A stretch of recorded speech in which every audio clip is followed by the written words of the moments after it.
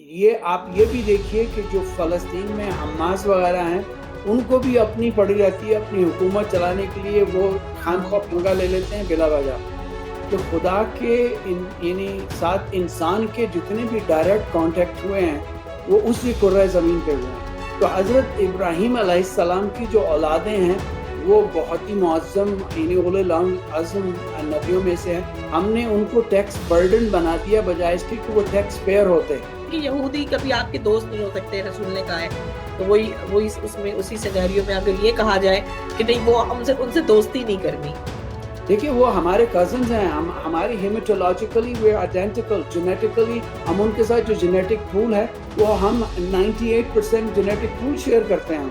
तो देखिए ये भी एक ज़ुल्म है जो अपने ही लोगों ने इनके ऊपर किया हुआ है। लेकिन देखिए जो मज़ालिम हैं वो अपनी जगह हैं। इसमें कोई शक नहीं है कि जिस तरह से वो एन्क्लेव में रहते हैं, ऐ ताइर लाहौती उस रिज़्क से मौत अच्छी।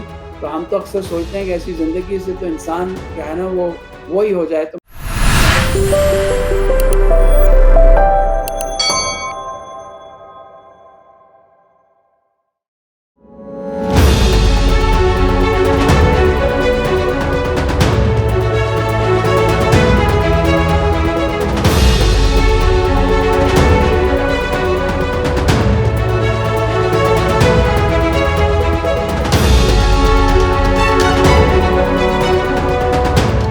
हँसना नहीं आता मुझे ये बात नहीं है, शायद तुम्हें अंदाज़ा-ए हालात नहीं है, बेनूर उजालों को सहर कैसे समझ लूँ?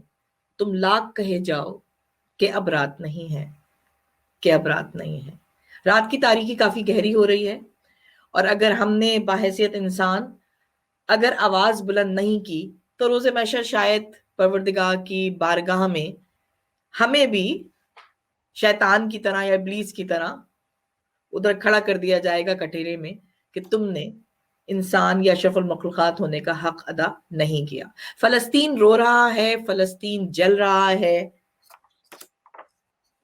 और हम सिर्फ़ चैन की बाँसुरी बजा रहे हैं। या हमें क्या करना चाहिए और हमने क्या किया? हम बात करेंगे और हमारे साथ मैं उनको तज़िया निगार भी कहती हूँ, मुफ़क्किर भी कहती हूँ, साइंसदान भी कहती हूँ, मैं अदब का रोशन सितारा भी कहती हूँ और मेरे काबिल एहतराम मेरे उस्ताद डॉक्टर नवेद सैयद।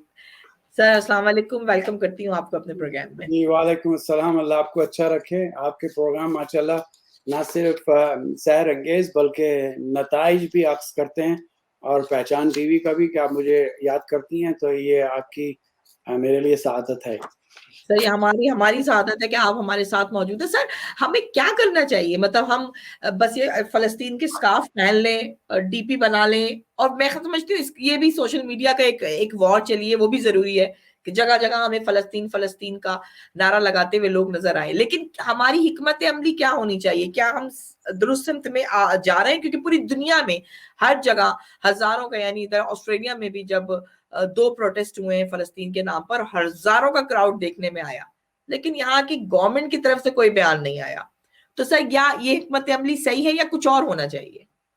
देखिए असल में ये प्रॉब्लम इतना गंभीर है कि अक्सर लोगों को ये समझ में नहीं आता कि इसको हमने टैकल कैसे करना है और इसको बिल्कुल। बुनियाद देखिए 47 से ज़्यादा इज़राइल के खिलाफ रेज़ोल्यूशन यूनाइटेड नेशन में रिजेक्ट हुए हैं।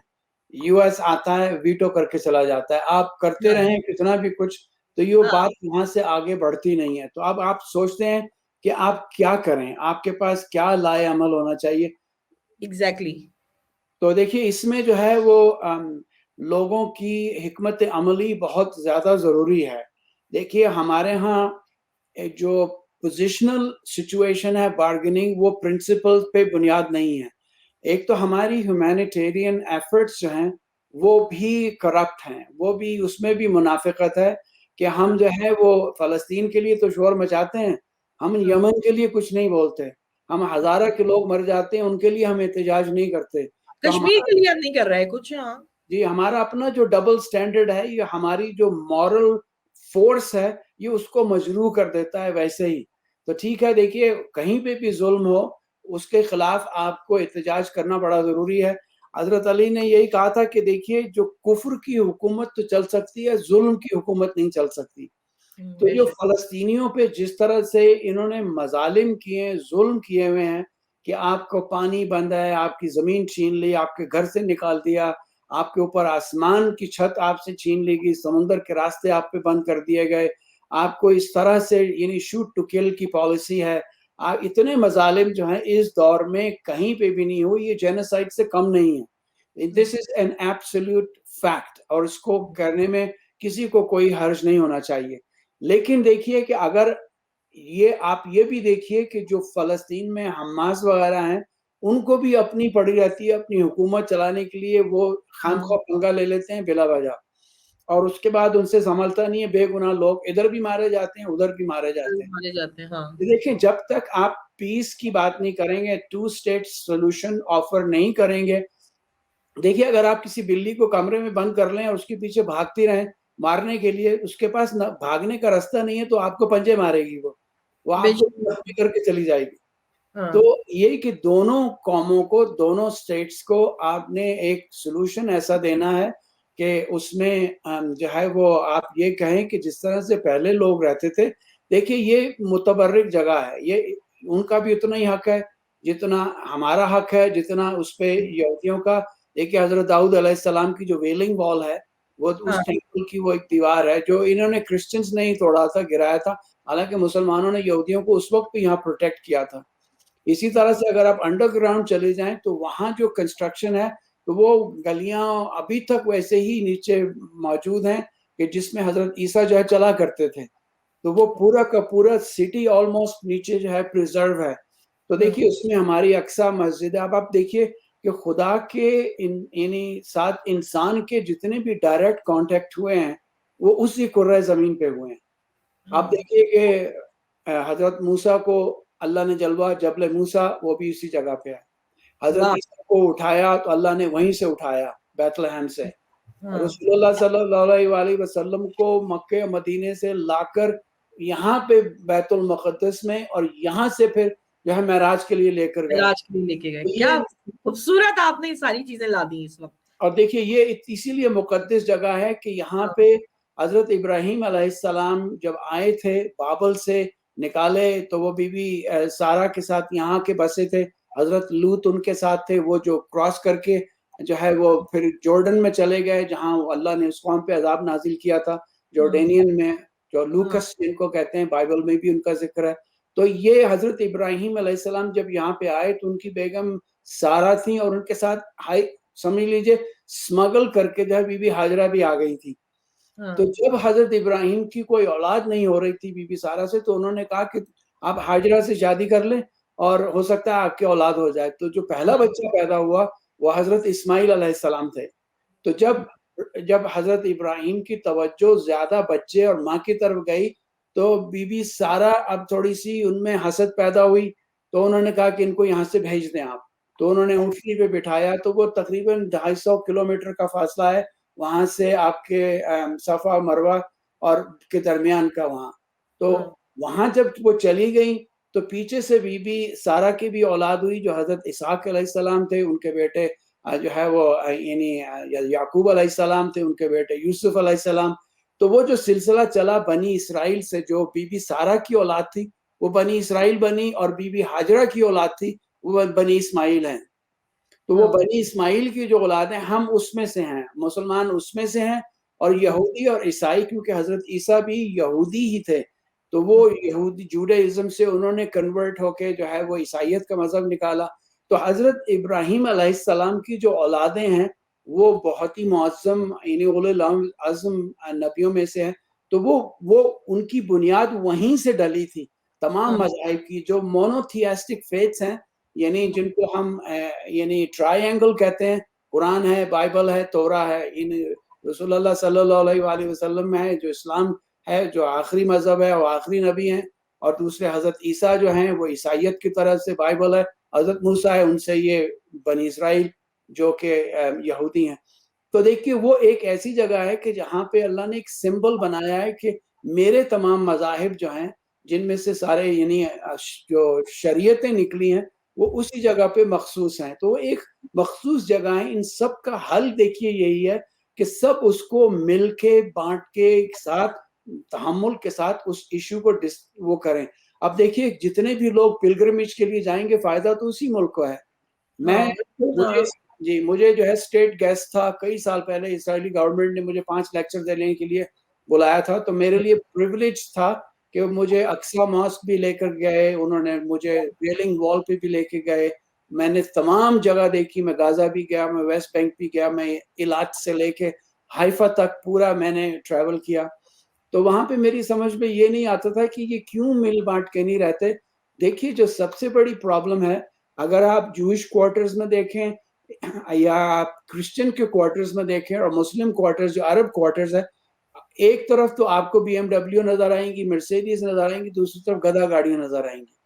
हाँ, तो इज़राइल को भी ये ख़्याल रखना चाहिए कि जिस तरह से हमने मार्जिनलाइज़ किया अपनी पॉपुलेशंस को, नेटिव हैं, आपके यहाँ जो है वो भी नेटिव लोग हैं, जो हाँ, मकामी लोग थे, हमने उनको टैक्स बर्डन बना दिया बजाए इसके कि वो टैक्स पेयर होते।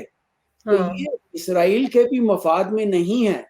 हाँ, लेकिन क्योंकि बेंजामिन नेतन्याहू को अपनी हुकूमत कायम करनी है, उसने कहा कि जब तक लड़ाई होती रहेगी, मेरी गवर्नमेंट के ऊपर कोई टच नहीं करेगा, मेरे पास करप्शन के चार्जेज़ हैं, उसकी हुँ, कोई तहकीक नहीं होगी। उधर से हमास वाले कहते हैं कि इलेक्शन होने वाला है, ऐसा ना हो कि लोग हमारे खिलाफ वोट दे दें। उन्होंने कहा कि ऐसी सूरत-ए-हाल क्रिएट कर दो, उसमें बेचारा पिस्ता गरीब ही है, जो हाँ, मासूम बच्चे मारे जाते हैं। तो देखिए इसके सद्देबाब यही है कि जो इन मज़ाहिब में हम सब समझते हैं कि हज़रत इब्राहीम की जो औलाद हैं, वो सब कज़िन्स हैं। देखिए हज़रत अली ने बड़ी खूबसूरत बात कही थी, हज़रत अली ने ये कहा कि तुम्हारे दुश्मन ना तो यहूदी हैं, ना हाँ। ईसाई हैं, तुम्हारे दुश्मन सबसे बड़ी तुम्हारी जहालत और तुम्हारी क्या खूबसूरत इग्नोरेंस बात! क्या तुम्हारी खूबसूरत है क्योंकि इग्नोरेंस हमारे यहाँ यही कॉन्सेप्ट है कि यहूदी कभी आपके दोस्त नहीं हो सकते, रसूल ने कहा है। तो वही वही उसमें उसी सिनेरियो में अगर ये कहा जाए कि नहीं वो हमसे उनसे दोस्ती नहीं करनी। देखिए, वो हमारे कज़िन्स हैं, हम हमारी हेमेटोलॉजिकली वी आर आइडेंटिकल, जेनेटिकली हम उनके साथ जो जेनेटिक पूल है, वो हम 98% जेनेटिक पूल शेयर करते हैं हम। तो हमारे लिए तो वो देखिए अगर कुरान ने कहा भी है, तो कुरान ने सिर्फ़ उस निस्बत से कहा है कि जब ये हमला करते थे। देखिए रसूलुल्लाह सल्लल्लाहु अलैहि वसल्लम के साथ इन्होंने मुबाहिला तो किया, जो आया हाँ, मुबाहिला में आया है कि अपनाना व अपनाकुम व निसाना व निसाकुम व अनफुसना व अनफुसकुम। और जब रसूलुल्लाह सल्लल्लाहु अलैहि वसल्लम इन मुतबर्रिक शख्सियात को लेके निकले हैं, तो उनके राहिब ने कहा था कि देखो, अगर नबी अपने साथ खानदान को ला रहा है, तो इनके साथ मुबाहिला मत करना। अगर ये हाँ, उम्मत को ला रहा है, तो कर लेना। अब जब उन्होंने देखा कि खानवादे हैं, तो ये जो उनके छोटे राहिब थे, ये गए, उन्होंने कहा कि रसूल तो अपनी फैमिली को लेकर आ रहे हैं। तो उन्होंने कहा कि इनके साथ मुबाहिला मत करना, मैं ऐसे चेहरे देख रहा हूँ कि अगर ये इशारा करें, तो पहाड़ अपनी जगह से हट जाएगा। हट जाए, तो बिल्कुल देखिए, हाँ। ये उनको भी एहसास था, उन्होंने जंग नहीं की, इसीलिए रसूलुल्लाह ने इनके खिलाफ तलवार नहीं उठाई, क्योंकि इन्होंने ये ताउन देना जो है टैक्स देना उसको कबूल किया लेकिन जंग नहीं की। यहूदियों ने अलबत्ता ज़रूर जंग की और उसके लिए भी मुशरिकीन ने उनको अपने साथ मिलाया ताकि मुसलमानों के साथ जंग जारी रहे। तो देखिए, जब जंग की सूरत-ए-हाल होती है, तो उसमें तो यही कहता है कि इनके साथ यानी अमन से रहो, अगर ये लड़ाई लड़ें, तो लड़ो और सख्ती के साथ मुकाबला करो और अगर ये तुमसे पनाह माँगे तो इनको पनाह दे दो पीस क्योंकि अल्लाह को अमन सबसे ज़्यादा पसंद है।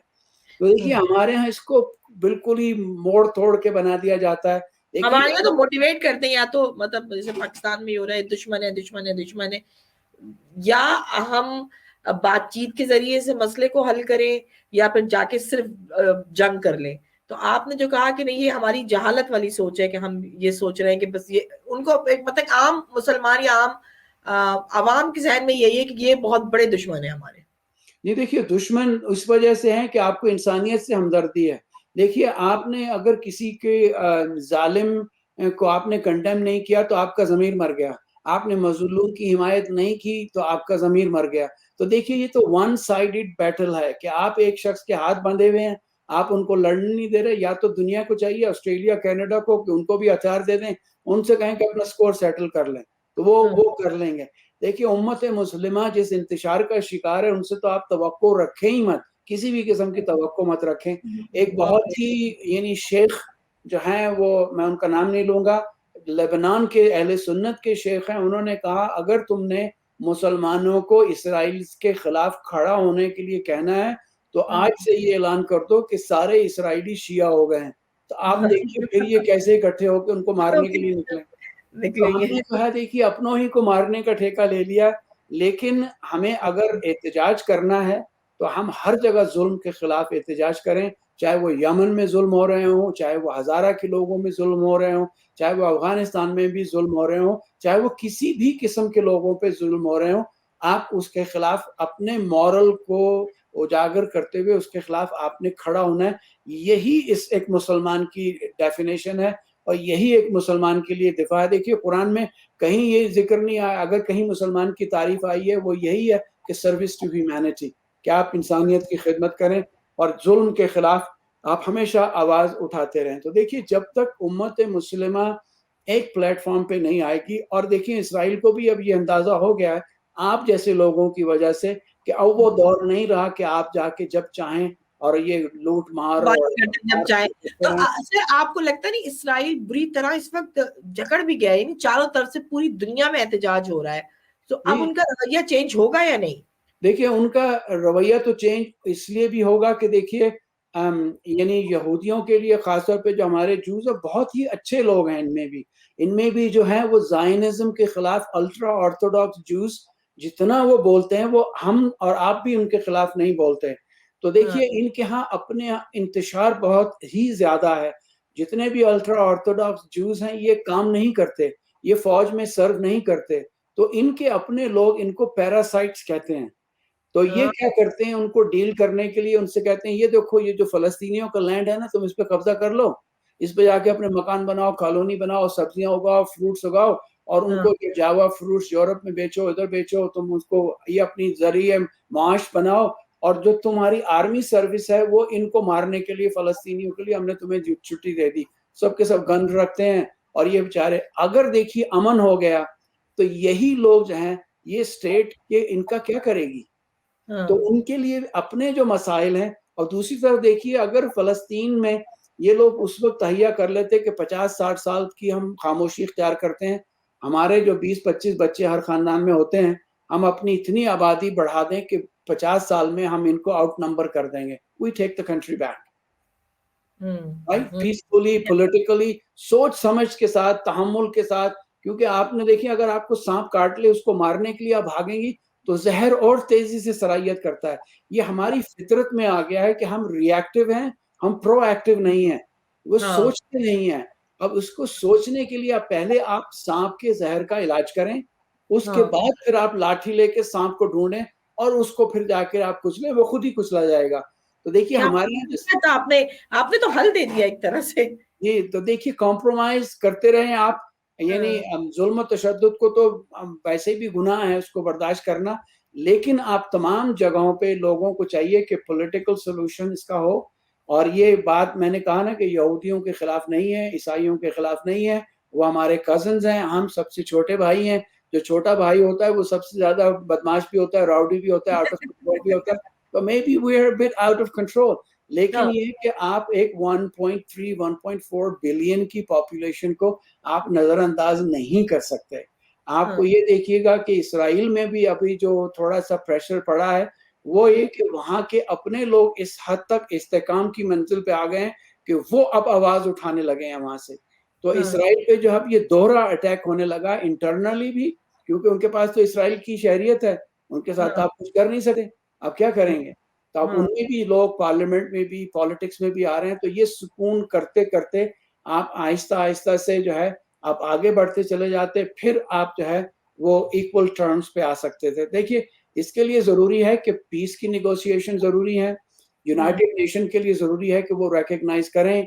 आपने देखा कि कितने सेनेटर्स ने अब बाइडेन के तकरीबन 500 जो स्टाफर्स थे, उन्होंने उसको खत लिखा है डायरेक्टली कि this problem must be solved, this issue, two state issue must be solved, Palestinian should be given the right to live and exist. लेकिन देखिए अरबों ने भी उनको एक्सप्लॉइट किया है, चाहे वो इजिप्शियन हो, चाहे वो जॉर्डेनियन हो, उन्होंने कहा कि ये बफर जोन है, ये एक ऐसा यानी भीड़ है जो इसराइल के साथ हमेशा लगी रहेगी, हमें ये तना छोड़ देंगे, हम इनके साथ पीस की डील करते रहेंगे और इनको खाने दो, मरने दो, कोई फ़र्क नहीं पड़ता। ये एक बेट के तौर पे उन्होंने फ़लस्तीनियों को इनके आगे फेंक दिया। तो देखिए ये भी एक जुल्म है जो अपने ही लोगों ने इनके ऊपर किया हुआ है। लेकिन देखिए जो मज़ालिम हैं वो अपनी जगह हैं, इसमें कोई शक नहीं है कि जिस तरह से वो एन्क्लेव में रहते हैं, ए ताहिर लाहौती उस रिज़्क से मौत अच्छी। तो हम तो अक्सर सोचते हैं कि ऐसी ज़िंदगी से तो इंसान जो है ना वो ही हो जाए। तो मैं अक्सर यही कहता हूँ कि यानी फ़लस्तीन की फ़िज़ा से ये उठता हुआ धुआँ, ये हाँ, उजड़े-उजड़े खेत, ये बर्बाद गुलिस्तान, हाँ, सुनसान वादियों में ये लाशें यहाँ-वहाँ, हाँ, हाँ, जलते हुए लुटते हुए मकी हैं तो जलते हुए मकान, नाज़िल हो तुम पे रहमत बारी, मदद करो, आती है ये सदा कि हमारी मदद करो। मदद कब करो। तक किसी से वारदा फ़र्दा करेंगे हम? कब तक ये जंग दूर से देखा करेंगे हम? कल हम पे आँच आई तो फिर क्या करेंगे हम? हाँ, लेके नामे हैदर करार खींच लें, हम भी ज़रा नयाम से तलवार खींच लें। तो क्या एक बात! वक़्त तो ये भी आएगा कि तलवार के लिए ज़रूरी नहीं है कि आप तलवार नंगी तलवार या आप एहतजाज करें, आपके पास पेन है, आपके पास मीडिया है, ये आपके हथियार हैं, वेपन्स हैं, इनको आप इस्तेमाल करें, पब्लिक ओपिनियन चेंज करें, जो हम-ख़याल लोग हैं, उनको अपने साथ मिलाएँ और इसके अलावा और बहुत सी तरीके हैं जिनके ज़रिए से आप जो है वो फ़लस्तीनियों को ये लोगों को एहसास दिला सकते हैं कि उनकी अपनी गवर्नमेंट जो है वो इम्पोर्टेंट है। हमने अपने प्राइम मिनिस्टर को ख़त लिखा था कि don't expect any vote from me और माय फैमिली टू यू। क्योंकि अगर आप इस हद तक न्यूट्रल और इम्पार्शियल हैं कि आपकी मॉरल वैल्यूज़ ही ख़त्म हो गई हैं, तो I rather not vote you the next time. तो अपना हाँ, वोट का इख्तियार आप हक इस्तेमाल करें, जो पीसफुल मीन्स है प्रोटेस्ट के, आप जाएँ अपने यानी हमारे यहाँ भी देखिए हर हफ्ते हमारे रैलीज़ निकलती हैं, उसमें अब तो बाकायदा जनाज़े उठा के लेके जाते हैं, कॉफ़िन साथ चलते हैं, तो लोगों हाँ, को एहसास पब्लिक ओपिनियन चेंज होने लगा है। पहले हम हाँ, जब जलसा करते थे तो इज़राइली भी आ जाते थे, अब वो कोई नहीं आते। तो हाँ, उनमें भी एहसास होने शुरू हुआ है। तो देखिए अच्छी तरह से बहस अच्छी तरह से करें, अपने मीडिया को एक्टिव करें और अपनी जो जो आपकी सोशल मीडिया की पावर है, उसको यूटिलाइज़ करें, प्रेशर डालें ताकि ये लोग भी टेबल पे आएँ और टेबल पे आके जो है वो पीस और अमन के साथ टू स्टेट सॉल्यूशन पे काम करें। हाँ, सर बहुत अच्छी बात की आपने यानी सोशल मीडिया का सही इस्तेमाल करें। जो आपने कहा प्लानिंग यानी आपकी 90% प्लानिंग हुई तो 10% वर्क रह जाएगा। हम लोग उल्टा कर रहे होते हैं। वो जी, निकल पड़ रहे हैं बगैर उनको पता ही नहीं होता कि वो जाकर क्या बोलना है या क्या कहना है, ये किस मकसद के लिए निकल रहे हैं। हम लोगों को पहले अपने आप को अवेयर करना पड़ेगा कि हमारा मकसद क्या है, हम फ़लस्तीन की मदद कैसे कर सकते हैं या फ़लस्तीनियों को कैसे हम आगाह कर सकते हैं कि हम उनके साथ हैं। सर एक छोटा-सा सवाल ज़हन में आता है तो मैं चाहूँगा आपसे बात करूँ। जब जंगी हालात होते हैं तो मुल्क की मईशत तबाह हो जाती है, एजुकेशन तबाह हो जाती है, बिज़नेसेस तबाह हो जाते हैं। सर ये इसराइल की जब ऐसी सूरत-ए-हाल है और पूरी दुनिया से उनको ये मतलब धुतकार मिल रही है आम पब्लिक की तरफ से, चाहे गवर्नमेंट्स की तरफ से ना मिल रही हो। सर फिर भी सबसे ज़्यादा पूरी दुनिया में जो बिज़नेस है वो यही कर रहे हैं। देखिए बिज़नेस इसलिए ना कि एक इन्होंने सिस्टम बनाया हुआ है। और वो सिस्टम के लिए ज़रूरी नहीं है कि हर आदमी बैठ के जो है ना उसको हर वक़्त मॉनिटर करता रहे। इन्होंने एक सिस्टम बना दिया, उस सिस्टम के अंदर जो है वो अब आप कहेंगी कि देखिए ये फलाँ-फलाँ कंपनी जो है ये इसके मालिक ये हैं, हम ये नहीं खरीदेंगे, इसका बायकॉट करेंगे। हाँ, उन्होंने ये भी क्या मुहिम चली थी, हमने कहा ठीक है बायकॉट करते हैं। लेकिन लोग देखिए बायकॉट करने को नहीं तैयार है। इनकी चालाकी देखें कि उन्होंने उसी फर्म के अंदर 10,000 मुसलमान रखे हुए हैं। क्या बात कर दी आपने, बिल्कुल उनकी जॉब्स चली जाएँगी। हाँ, उनकी जॉब चली जाएँगी तो इन्होंने जो है वो यानी एक प्लानिंग ऐसी की हुई है कि आप इनको हर्ट नहीं कर सकते, किसी भी तरह से। हर्ट क्या करने का यही है कि आप अपने आप की सतह को देखिए शेख सादी ने कहा था कि अगर चिड़ियाँ मुत्तहिद हो जाएँ, तो वो शेर की खाल उखेड़ दें, उसकी हुँ, खाल उधाड़ दें। लेकिन मसला यही है कि आप देखें जितने भी अरब ममालिक हैं आपने देख लिया, उन्होंने घुटने टेक दिए और वो जो कहते हैं कि सिर्फ़ मदद अल्लाह से माँगो, अल्लाह ही मदद करता है, उसके अलावा कोई वो नहीं है। अब वो जाके गोद में अमेरिका की बैठते हैं, बचा ले मुझे, बचा ले मुझे, बचा ले हाँ, मुझे। मदद वो उससे माँगते रहते हैं, अल्लाह तक तो बात ही नहीं जाती है। तो ये ये देखिए तो सही ये जो डबल स्टैंडर्ड है हमारे यहाँ, जो मॉरल बैंकरप्सी है, इस मॉरल बैंकरप्सी की वजह से आप कोई तहरीक पैदा नहीं कर सकते। जो तहरीक है वो आप जैसे लोग पैदा करेंगे, जिनके अंदर जो है वो इंटरेस्ट बेस्ड बार्गेनिंग नहीं है, बल्कि एक प्रिंसिपल बेस्ड बार्गेनिंग है। आप कुछ उसूलों की बुनियाद पे कि ये ज़ुल्म है, ये ज़ुल्म इस वजह से है कि तुमने इनका नान और नफ़का बंद कर दिया, इनकी ज़िंदगी अजीरन कर दी, हर जगह तुमने क्वारंटीन है, शूट टू किल पॉलिसी है कि वो पूछते भी नहीं है, जो किसी को वैसे भी मार देता है। अब मैं बताऊं कि मेरे पास 3-4 पैलेस्टीनियन पोस्ट डॉक्स थे, तो वो बेचारे प्रोफेसर हैं, वो कहते हैं कि कर्फ्यू में लगा रहता है। मैं अपनी खाला के लिए खाना लेके गया, इन्होंने मुझे पकड़ लिया, पत्थर पे रख के मेरे बाजू तोड़ दिए, मेरी टांग तोड़ दी और फेंक दिया कि कहो तुम खुद चले जाओ।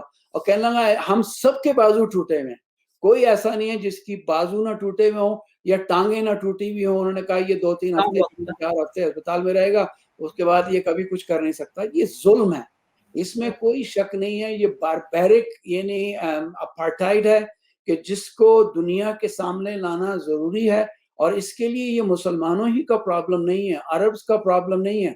मेरी एक बहुत बड़ी यहूदी दोस्त हैं, वो वाइस प्रेसिडेंट थी यूनिवर्सिटी की, उसने मुझे परसों ही फोन किया, कहने लगी कि मैंने तुम्हारी पोस्ट देखी है फेसबुक पे, तुम जो यानी सरे दीवार लिखते हो, पसे दीवार की बातें, और इतना ओपनली तुम लिखते हो, ये तुम्हारे करियर के लिए अच्छा नहीं है, तुम्हें इनाम नहीं मिलेंगे, प्राइजेस नहीं मिलेंगे, ये नहीं वो नहीं मिलेंगे।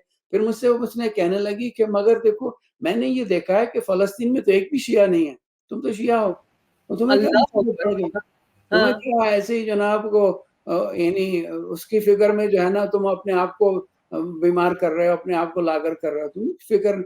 मैंने उनसे कहा कि हमारे यहाँ शिया सुन्नी में कोई फर्क नहीं है, वो हमारे भाई हैं, हमारे खून है, हमारी जान जिगर है, इंसानियत के साथ हम हर जगह कनेक्टेड हैं। मैंने कहा अगर कभी भी यहूदियों के ऊपर भी मजालिम होंगे तो सबसे पहले हम खड़े होंगे। और मैंने कहा तुम तारीख भूल गई हो कि जब क्रूसेड्स आए थे और उन्होंने अपने घोड़ों के तक, घुटनों तक तुम्हारे खून से उन्होंने इसी जेरूसलम की दीवार जो है गलियां भर दी थी, तो तुम्हें प्रोटेक्ट किसने किया था, तुम्हें डिफेंड किसने किया था, तुम्हें लिबरेट किसने किया था, वो हम मुसलमान ही थे।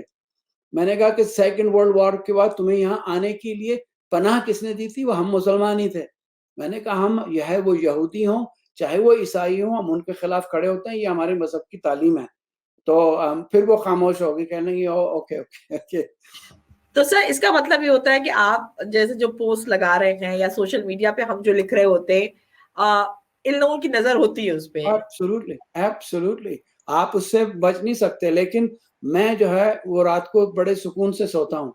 मैं जब शीशे में अपनी शक्ल देखता हूँ तो मुझे घिन नहीं आती, मुझे अपने आप से नफरत नहीं होती है। तो इसलिए देखिए ये जरूरी है कि आप अपने ज़मीर की आवाज को पे लब्बैक कहें और अपने ख्यालात का इजहार करें, चाहे उसके लिए देखें इमाम हुसैन अलैहिस्सलाम ने कहा था कि जिंदगी में कभी ऐसा वक्त आए कि तुम्हें जो है हाकिम वक्त सर ना उठाने दे और तुम्हारा दीन तुम्हें सर झुकाने ना दे, तो एक तीसरा रास्ता है वो सर कटाने का। सुभान राइट, सो अल्लाह। आप फिर सर कटाने के लिए आप उस पे आमादा रहें। तो अगर आपने हक का साथ देना है तो उसके लिए फिर कोई परवाह नहीं है कि हाँ, आपको कि क्या आपके साथ हो क्या हो। क्योंकि देखिए at the end of the day ऐसा ना हो कि आखिरत में हम अपने ज़मीर के चक्कर में, अपनी चौधराहट दोस्तियों के चक्कर में अल्लाह के सामने शर्मिंदा हो जाएं, और जो है वो शर्मिंदगी एटर्नल होगी। तो हाँ। आप इसलिए देखिए कि जुल्म के खिलाफ हमेशा एहतजाज ज़रूरी है, ये वाजिब है आपके लिए, और मज़लूम की हिमायत आपके लिए वाजिब है। यही एक इंसानियत के इंसान होने की दलील है। तो नो के नेजा पे जो सर रखते हैं वो जमानों की खबर रखते हैं। जी, हमको जी, ना जी। खान मां बर्बाद समझ, हम तो फिरदौस में घर रखते हैं और अपने सीने पे है मातम के निशान, हम भी सामान्य सफर रखते हैं। जी, तो जी, जी। बहुत खूबसूरत बात की आपने। जो तीसरा रास्ता है वो सर कटाने का है, लेकिन हम उसकी के नौबत ही नहीं आएगी, उसकी नौबत ये ही नहीं आएगी अगर हम लोग अपने अपने मोर्चे मतलब जो है उससे बाहर निकले और अपने अपने तौर पर एहतजाज रिकॉर्ड करवाएं। सर आपने बहुत अच्छा रास्ता दे दिया सोशल मीडिया वालों को जो यूज करते हैं जो सारा दिन, उनका भी एक रास्ता दे दिया कि वो अपनी पोस्ट लगा सकते हैं डेली की बेसिस पर। चाहे वो बहुत सारे लोग ऐसे लोग हैं जिनकी फेसबुक बंद हो गई, लेकिन लिखने का भी एक तरीका और सलीका होता है। सर कोई आखिरी मैसेज देना चाहे तो मैं फलस्तीन? यही कहूँगा कि हम के हैं नाशिर पैगाम हुसैन इब्न अली, हम में वो जुर्रत इनकार अभी बाकी है। तो जब तक आप में वो जुर्रत इनकार बाकी रहेगी, देखिए इमाम हुसैन अलैहिस्सलाम ने यही कहा था कि मुझ जैसा तुझ जैसे की बैत नहीं कर सकता। Never never will it happen, we will not surrender. चाहे वो फ़लस्तीनियों के हों, चाहे वो यमनीज़ के हकूक़ हों, इंसानियत कहीं पे भी अगर ऑप्रेस होगी, देखिए हमारा किसी मज़हब के साथ ये मज़हबी झगड़ा है ही नहीं। यहूदी हमारा ब्लड है, हमारी जान है, हमारे हमारे कजन्स हैं, हमारा उनके साथ डायरेक्ट रिश्ता है, हम एक ही बाप की औलादे हैं। तो आप देखिए ना, एक ही घर में पैदा हुए हुए हमारी हेमेटोलॉजिकली, जेनेटिकली वी आर आइडेंटिकल।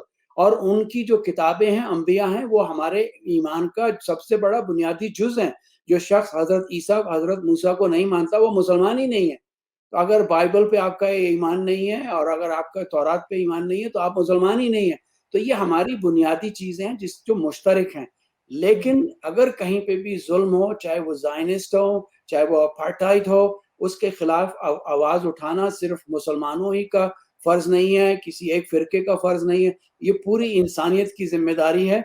और इसी की वजह से इंसानियत का जो नफ्स है, वो बचा रहेगा, वरना हम सब के सब चलती-फिरती लाशें हैं। जैसे हज़रत अली ने कहा था कि ये सब चलती-फिरती लाशें हैं, इनको तुम ज़िंदा मत कहो। और जो लोग बाज़मीर हैं, उनके बारे में यही कहा था कि तू अपने आप को एक आम इंसान, एक जसद समझता है, तेरे अंदर तो एक पूरा जहान अकबर पोशीदा है।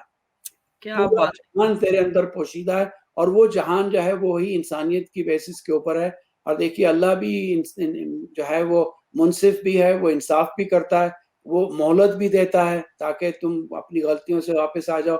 इसके अलावा देखिए, अल्लाह जो है वो रहमान और रहीम भी है। हमें किसी पे जुल्म ना करते हुए पसंद है, ना हम जुल्म को बर्दाश्त करते हुए पसंद करते हैं। क्या खूबसूरत बात की आपने। परवरदिगार आपको सलामत रखे। आपकी जो मैं समझती हूँ, जो गुफ्तगू के दौरान आप चलते-चलते जो आप इस्लाह भी कर देते हैं हमारी, और जो मशवरा भी देते हैं, वो भी हमारे लिए बहुत अज़ीज़ है। उस पे हमें गौर करना चाहिए। प्रोग्राम बहुत कीमती है, इसको शेयर कीजिएगा, लाइक कीजिएगा, अपने कमेंट्स भी दीजिएगा। और जो उन्होंने कहा है ना, हमारे हैं तो हमारे कज़न्स, लेकिन जब होता है ना, जब भटक जाते हैं रास्ते से, तो फिर उनको समझाने के लिए जो समझदार लोग हैं, उनको सामने आना होता है। पहले तय कर लीजिए आप समझदार हैं। अगर आप समझदार हैं और हक की बात करते हैं, तो आज सोशल मीडिया क्या, यहाँ आप छोटी गैदरिंग में भी बैठे, वहां पर अवेयरनेस देने के लिए इन जैसे लोगों की, डॉक्टर नवीद सैयद बात कर रहे हैं, उनकी गुफ्तगू को मौजू बहस बनाइए। उनकी गुफ्तगू से जो अक्स किया है आपने, फिर जब आप उस पर बात करेंगे तो उसमें सच्चाई होगी, गहराई होगी, हक की बात होगी। फलस्तीनियों को आजादी चाहिए, फलस्तीनियों को जिंदा रहने का हक चाहिए, वो आपने और मैंने मिलकर दिलवाना है। तो आइए मिलकर फलस्तीन को आजाद करने की तहरीक में शामिल होते हैं। अपना बहुत ख्याल रखें। नेक्स्ट प्रोग्राम तक के लिए इजाजत दें। खुदा हाफिज।